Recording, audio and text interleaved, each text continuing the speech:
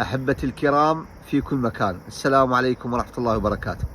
وصلتني هدية اليوم غالية وعزيزة، وليست أعز وأغلى من الذي أرسلها، وهو الأخ أبو هارون.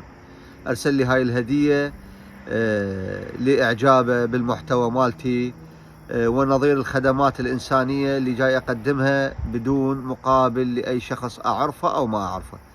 هذه الهدية وشوفوا شلون مرتب ليها ترتيب، فد علبة وشي حلو ومرتب. وهاي منها تنفتح هيك وتطلع الصندوق هيك، وبعدين هذا الصندوق جلد، تفتح الصندوق ونطلع الهدية اللي بيه. الهدية هي ساعة،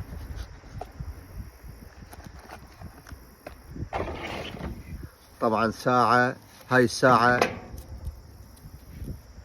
مو ساعة عادية، وإنما ساعة شغل يدوي، مو باتري، يعني شغل يدوي ماكينة. شكرا جزيلا لك أبو هارون الولد، تحياتي.